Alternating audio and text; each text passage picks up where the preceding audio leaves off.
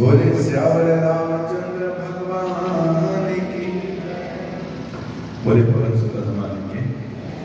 तो हम कथा सुन रहे थे कि नारद जी तब करने के लिए बद्रीनाथ नारायण धाम में गए। कामदेव को इस बात का इंद्र को भय हुआ कि कहीं नारद जी मेरे इंद्र आसन को न माना। कामदेव से कहा कि जाओ और जाकर के नारद जी की समाधि को तोड़ो। कहते हैं कि कामदेव पूरे दल बल के साथ गए और नारद जी की समाधि को तोड़ने का जरूरत किया। खूब कोशिश करने के बाद भी कहते हैं कि जब वो नहीं तोड़ पाए, नारद जी की समाधि को भंग नहीं कर पाए, तो कहते हैं कि उसी समय कामदेव ने नारद जी के चरणों में प्रणाम किया और कहने लगा, महाराज आज तक मैं संसार में कोई ऐसा नहीं हुआ जो मुझसे हारा था। ब्रह्मा विष्णु सबको मैंने जीता, पर आपकी तपस्या धन्य है, मैं आपको जीत नहीं पाया। नारद जी ने कामदेव की जब स्तुति सुनी तो नारद जी बड़े खुश हुए और कामदेव को कहा कि जाओ, मैं तुमने कुछ नहीं कहूंगा और मैं तुमसे प्रसन्न हूं। कहते हैं कि जब कामदेव ने नारद जी की दीनता देखी तो और प्रशंसा की और इसी बात का अभिमान नारद जी को हो गया कि मैं सबसे बड़ा तपस्वी हूं, कामदेव मेरा कुछ नहीं बिगाड़ सकता। और सबसे बड़ी बात कि हर जगह नारद जी की प्रशंसा होने लगी। और याद रखिए हमारे बदलों का कारण है प्रशंसा।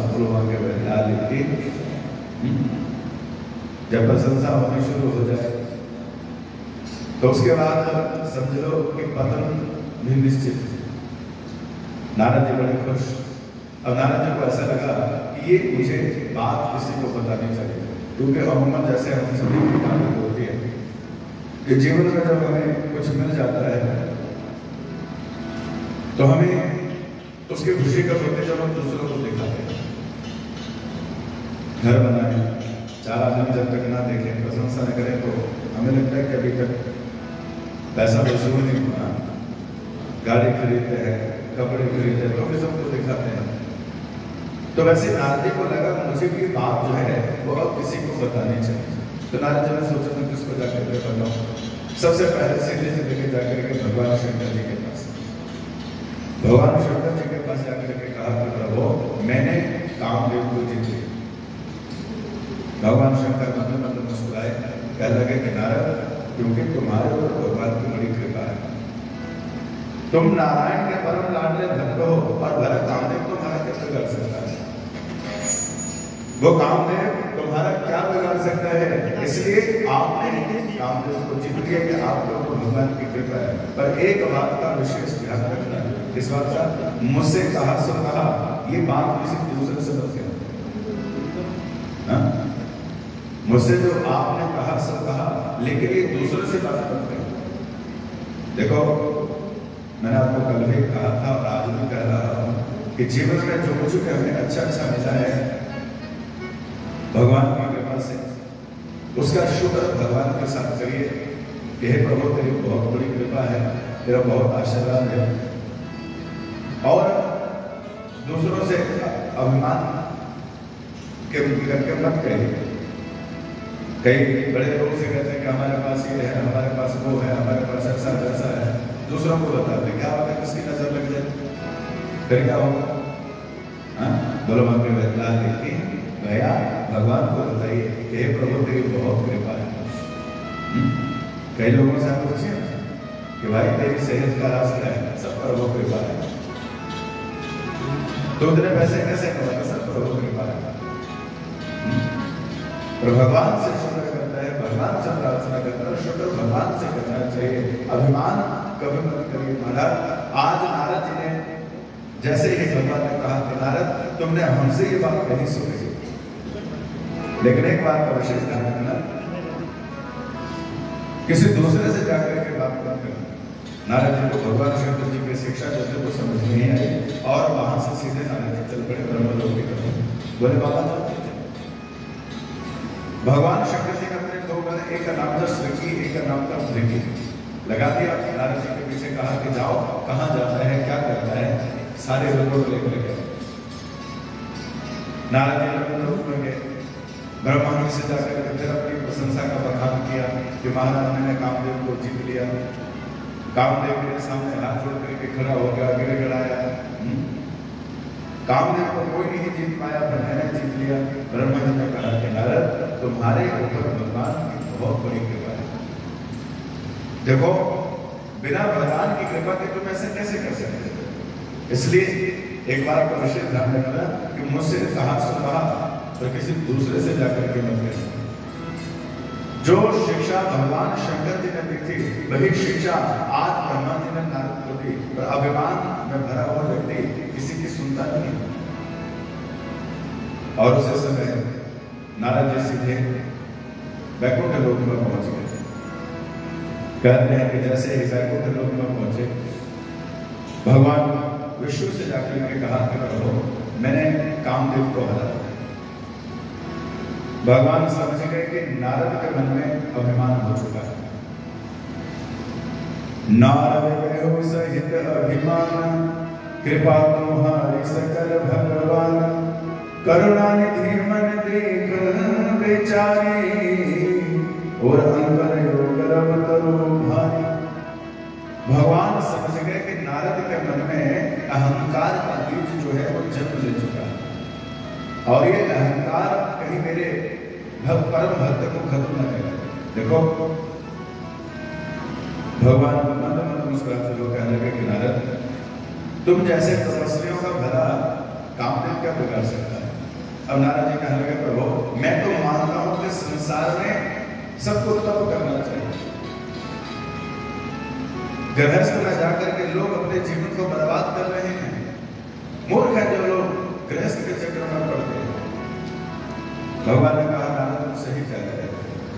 और नारद भगवान को प्रणाम करके वहां से वापस चल गए। भगवान मन में विचार करते हैं कि नारद के मन में जो अभिमान का बीज पनप रहा है ये इसके पतन का कारण बन जाए, इसलिए इसके अभिमान को तोड़ना पड़ेगा।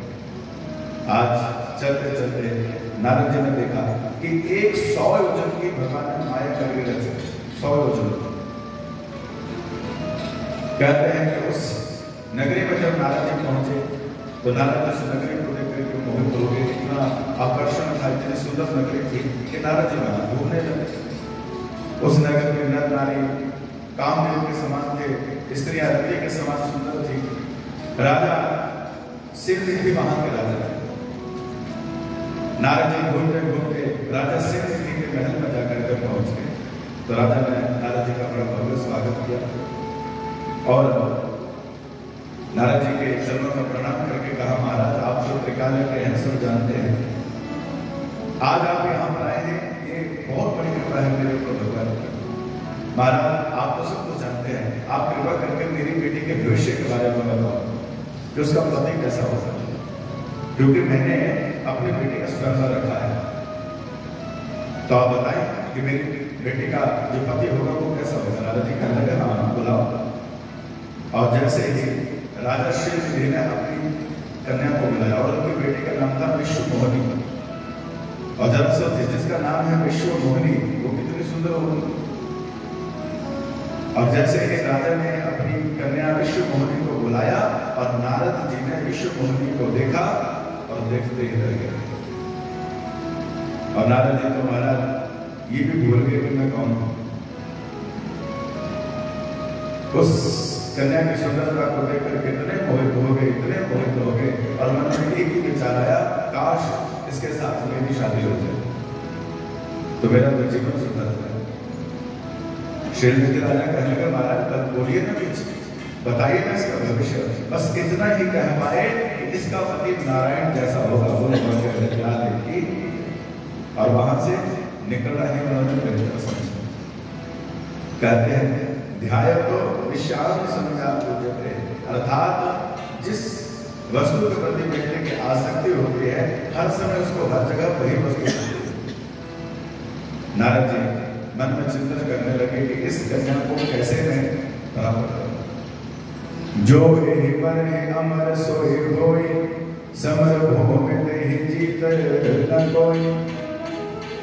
नारद जी सोचने लगे जो स्वयंवर में इस कन्या को जीतेगा वही इसका पति होगा, पर मेरे पास न कोई योग्यता है, न सुंदरता है, न राजपाट है, और ये भला मेरे साथ क्यों विवाह करेगा।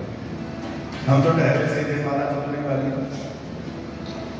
ना हम राजपाल हैं, ना हमारे पास कोई राजपाट है। अब क्या करूंगा, कैसे भी करके मुझे इसे अपनी पत्नी के रूप में प्राप्त करना है। तो विचार करने लगे कि स्त्रियों को अपने पति में क्या चाहिए। तो नारद जी ने सोचा भैया शास्त्र में कहता है कि स्त्रियां जो है वो ये देखते हैं कि पति जो है वो सुंदर होना चाहिए, और कन्या की माँ जो है वो ये चाहते हैं कि जमाई राजा जो है वो पैसे वाला होना चाहिए। कन्या का पिता जो है वो चाहता है कि जमाई राजा जो है वो गुणवान होना चाहिए। रिश्तेदार चाहते हैं कि खानदान अच्छा होना चाहिए, कुल अच्छा होना चाहिए, और बाकी आस पड़ोस वालों को सिर्फ इतना रहता है कि बारात में खाना अच्छा होना चाहिए। कुल बाकी उनको कोई मतलब सबके अपनी सोच होती है। लड़की चाहती है कि मेरा पति सुंदर हो, लड़की की माँ चाहती है कि जमाई राजा पैसे वाला हो, पिता चाहता है कि जमाई राजा गुणवान हो, रिश्तेदार भाई बहन चाहते हैं कि कुल खानदान अच्छा होना चाहिए, और बाकी पड़ोसियों को रहता है कि भोजन अच्छा हो। उनको कोई मतलब नहीं शादी के बाद शादी चले ना चले, बस रोटी बढ़िया मिलनी चाहिए। नारद जी ने सोचा भैया मेरे पास तो कुछ ऐसा ही क्या करा। जब तब कछु ना होई तेरी काला श्री राम जय राम जय जय राम के वेद में कवन वेद बाला श्री राम जय राम जय जय राम जो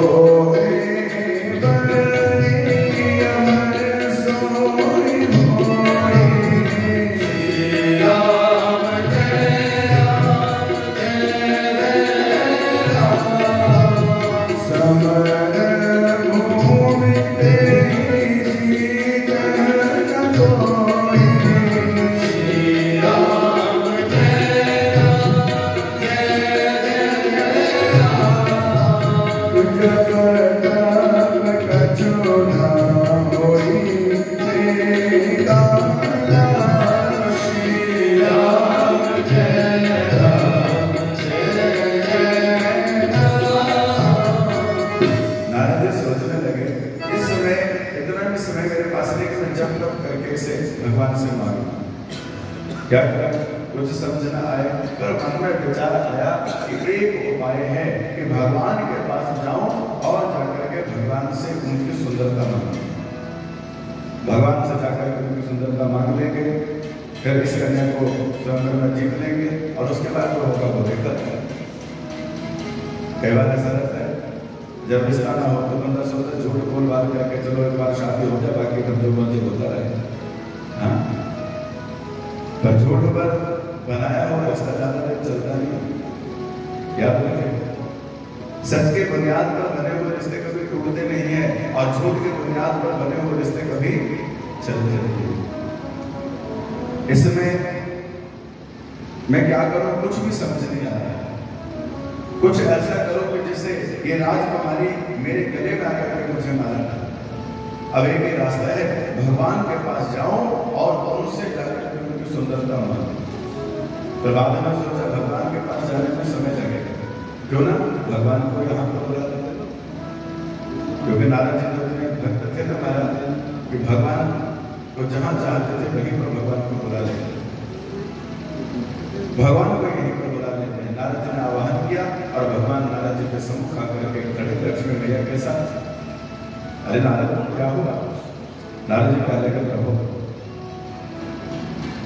आपसे एक बात करनी थी। हाँ कहो। कहने लगे मैंने एक बहुत सुंदर कन्या देखी और उस कन्या को मैं पत्नी होना पाना चाहता हूँ। स्वयंवर है, बहुत सारे राजा महाराजा वहां पर आए हुए हैं। महाराज आपसे एक प्रार्थना थी, अगर आप मुझे अपना हर रूप दे दें तो मेरा काम हो जाए। भगवान कहने लगे हाँ हाँ नारद तुम चिंता मत करो, मैं तुम्हारी वैसे ही सहायता करूंगा जैसे एक वैद्य एक मरीज की करता है, जैसे एक डॉक्टर एक रोगी की सहायता करता है ना, मैं भी बिल्कुल वैसे सहायता करूंगा। प्रभु जैसे कि आपको ठीक लगता है वैसे आप मेरी सहायता करें। भगवान ने कहा कि तथास्तु, और भगवान ने नारद जी को हरि रूप दे दिया, और संस्कृत में हरि बंदर को भी कहते हैं। गुरु माँ की लाल की मतलब बंदर की शक्ल जो थी वो भगवान ने नारद जी को दे दी। हमारा भगवान का स्वरूप लेकर के नारद जी बड़े खुश होते हैं वापस और स्वर्ग में आकर के पहुंचे। भगवान के दोनों गण श्री की ब्राह्मण रूप में नारद जी के आसपास खड़े हैं। नारद जी ने उनको पूछा मैं कैसा लग रहा हूँ? उन्होंने कहा क्या बात है महाराज, आप तो बहुत सुंदर लग रहे। हमें तो ऐसा लगता है कि वो राजकुमारी आपके ही गले में जयमाला पहनाएगी। अब नारद जी को और विश्वास हो गया। अब नारद जी सिंहासन में जाकर के बैठे हैं और जैसे ही वो राजकुमारी उसी समय अब माला लेकर के आई, कहते हैं नारद जी की तरफ तो देखा भी नहीं, और वहां पर भगवान राजकुमारी के भेष में आए और उस राजकुमारी ने भगवान को माला पहनाई, और वहां से उस राजकुमारी को भगवान वहां से लेकर के चले। नारद जी बड़े निराश होकर के परेशान हो गए। माया के प्रभाव से मुनि की बुद्धि भ्रष्ट हो गई। शंकर भगवान के घर मुस्कुरा करके कह रहे महाराज आप बड़े सुंदर थे ना, इसलिए वो आपकी सुंदरता को पचा ही नहीं। मतलब अरे देखो ना जाकर के अपनी सुंदरता पर जाकर के पानी में देखो अपनी परछाई। और जैसे नारद जी ने अपनी परछाई देखी तो बंदर की शक्ल देकर के नारद जी को बहुत क्रोध आया, और महाराज नारद जी को इतना क्रोध आया, इतना क्रोध आया कि सबसे पहले नारद जी ने उन दोनों गणों को शाप दिया। ओ निशाचर जाए तुम कपटे पापी दो, हमसे हो हमसे सो ले फल मुनि को। जाओ तुम दोनों निशाचर बन जाओ, तुम दोनों राक्षस बन जाओ, मैं तुम्हें शाप देता हूं। इतने क्रोध में थे नारद जी कि सबसे पहले उन दोनों को शाप दिया कि तुम दोनों ने मेरा उपहास किया, मेरा मजाक उड़ाया, मैं तुम दोनों को शाप देता हूं, तुम दोनों राक्षस बन जाओ। और फिर उसी समय नारद जी सीधे वैकुंठ लोक में पहुंचे, और वहां पर भगवान को उस राजकुमारी के साथ देखा तो नारद जी कहने लगे अच्छा इसका मतलब आप ही लाइन में थे ना, अगर आप भी शादी करना चाहते तो मुझे बोल देते, मैं पीछे हट जाता। पर आप कभी किसी का भला नहीं कर सकते, आपका नाम छली है और आप सबसे छल करते हो। अरे भक्तों को भी नहीं छोड़ा, पर आज तक आपका पाला किसी भक्त से नहीं पड़ा। मैं नारद आपको शाप देता हूं कि आपने जो राजकुमार का रूप धारण किया है, आपको इसी तरह से राजकुमार बन करके मृत्यु लोक में आकर के रहना पड़ेगा।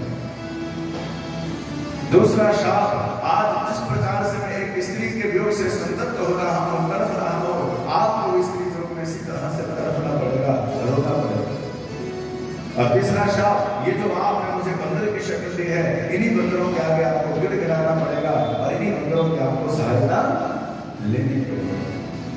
भगवान मंत्र मंत्र मुस्कुराते हुए अपने असली स्वरूप का है, और देखिए जैसे भगवान की माया हटी, अब नारद जी एकदम से परेशान हो गए। जब हरि माया तोरे निवारे, नहीं लहरमा राज कुमारी। नारद जी क्रोध में जो माया वो क्रोध हुए।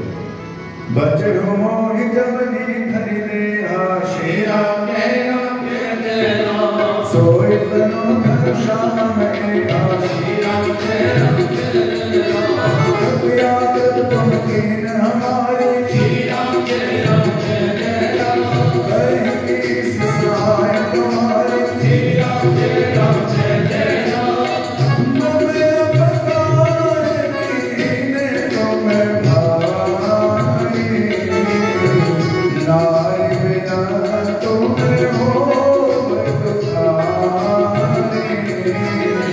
श्री राम जय राम जय राम।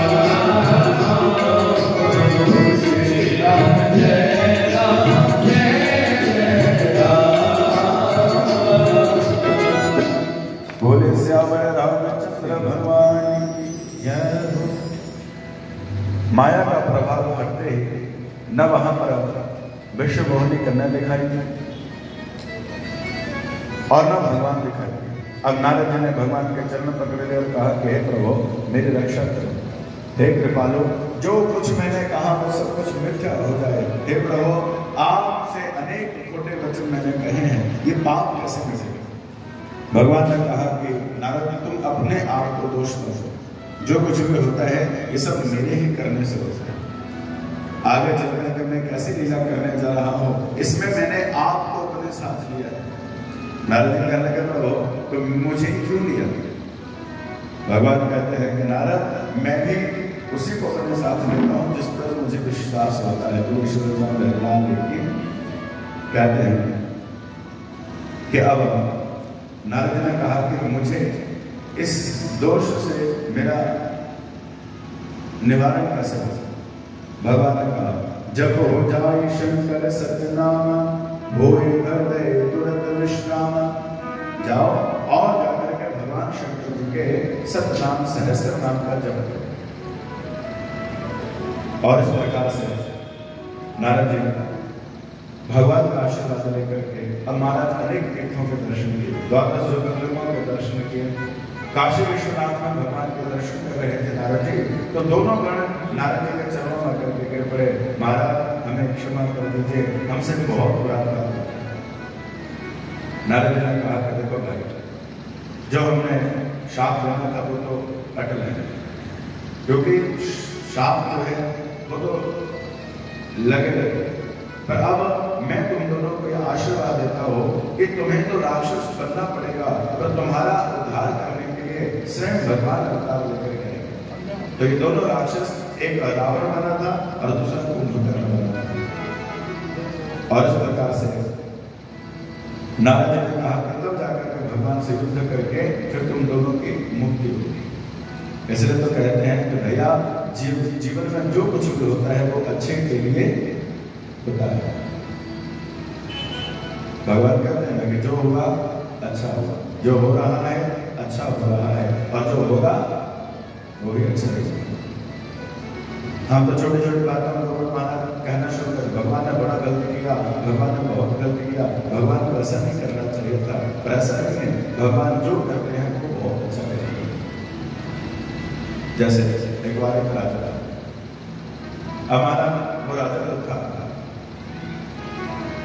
उसका एक मंत्री था, और मंत्री हमेशा एक ही शब्द कहता था, जो हुआ बहुत अच्छा हुआ, जो हुआ बहुत अच्छा हुआ। कहते हैं कि एक दिन मंत्री के बेटे की टांग टूटी और मंत्री कहने लगा कि जो हुआ बहुत अच्छा हुआ। लोग कहने लगे पागल है, बेटे की टांग टूटी, कहता कि जो हुआ अच्छा हुआ। और एक दिन राजा तलवार चला रहा था और तलवार चलाते चलाते राजा की उंगली कटी। कहते हैं कि जब राजा की उंगली कटी तो सारे राजा का दिलासा दे और मंत्री कहे कि जो हुआ बहुत अच्छा हुआ। और राजा को बड़ा क्रोध है कि मेरी उंगली कटी और ये दुष्ट कहता है कि जो हुआ बहुत अच्छा हुआ। राजा ने उसी समय अपने सिपाहियों को बुला करके कहा कि दुष्ट को कारागार में जाकर के बंद कर दो। और उसी समय मंत्री को उठा करके कारागार में बंद कर दिया और मंत्री कारागार में बैठ कर कह रहा है जो हुआ अच्छा हुआ। बोलो बन के देखी। कुछ दिनों बाद राजा का जख्म भरा, राजा शिकार करने के लिए जंगल में चला गया।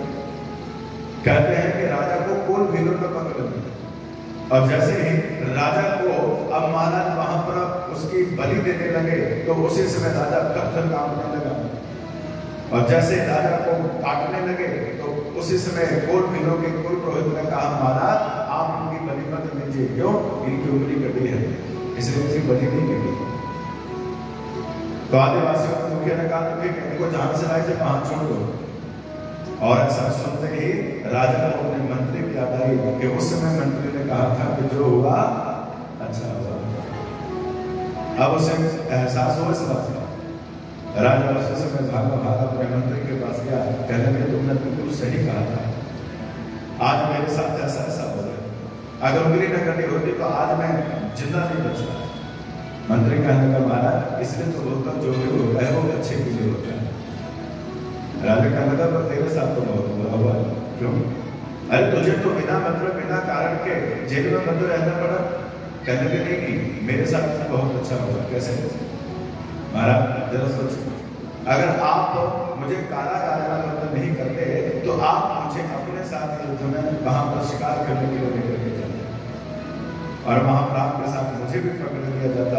आपको तो छोड़ देते क्योंकि आपकी उंगली कटी थी, पर आपकी जगह वो मेरी उंगली काट देते। इसलिए मेरे साथ अच्छा होगा। बोलो वाक्य बहराल की। इसलिए जीवन में कुछ भी हो जाए ना बस एक भाव लिखे क्या, अच्छा भगवान तेरी मर्जी, ओ तेरी मर्जी तू है मेरा दर्दी।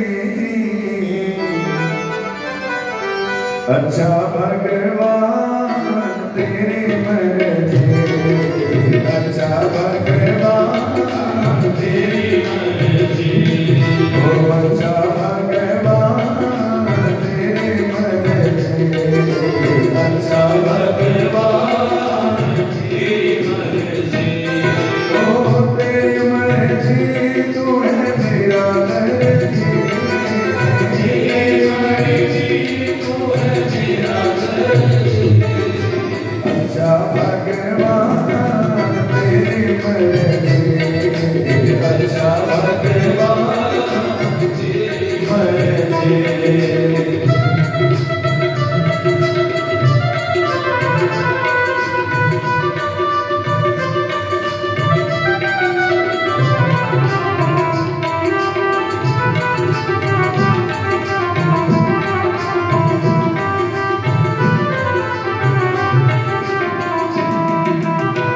दौड़े दौड़े जान लिया मैं सखिया तो पूछ लिया, दौड़े दौड़े जान लिया मैं सखिया तो पूछ लिया, दौड़े दौड़े जान लिया मैं सखिया तो पूछ लिया, दौड़े दौड़े जान लिया मैं सखिया तो पूछ लिया।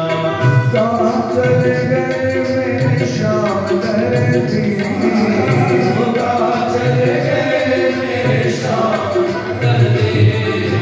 अच्छा भगवान तेरी मर्जी, अच्छा भगवान तेरी मर्जी, ओ तेरी मर्जी तू है मेरा दर्दी, तेरी मर्जी तू है मेरा दर्दी।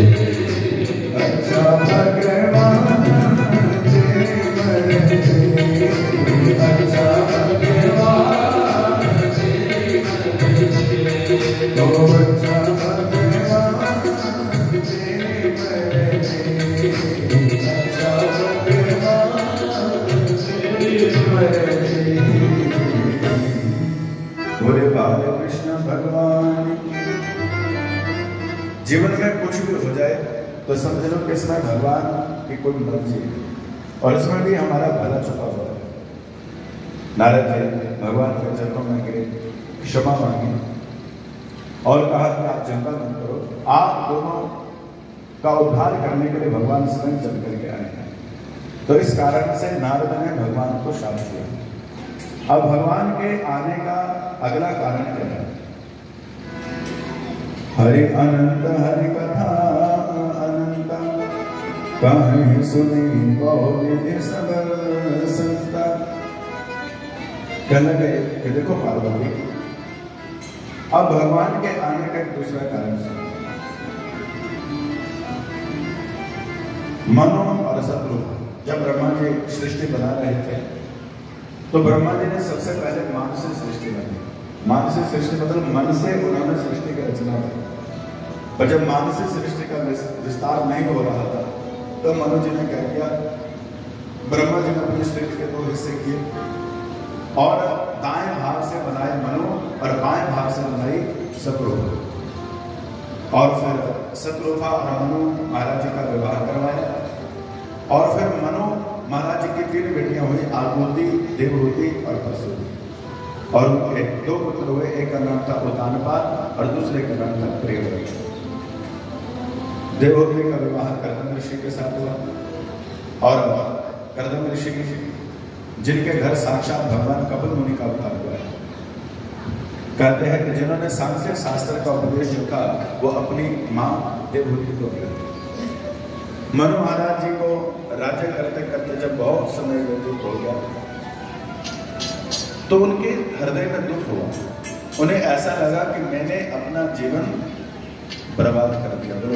लाल की मनु महाराज जी राज्य करते करते जब उनको ऐसा लगा कि मैंने अपना जीवन बर्बाद कर दिया। देखें, मनुष्य चोला भगवान ने बड़े उत्तम कर्म करने से हमें दिया है। 84 लाख योनियां भुगतने के बाद हम मनुष्य चोले में आए हैं।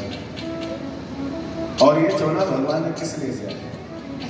अपना उद्धार करने के लिए। और इस मनुष्य चोले में भी अगर उद्धार नहीं कर पाए तो समझ लीजिए कि फिर से 84 लाख योनियों में जाकर के गोते खाने पड़ेंगे।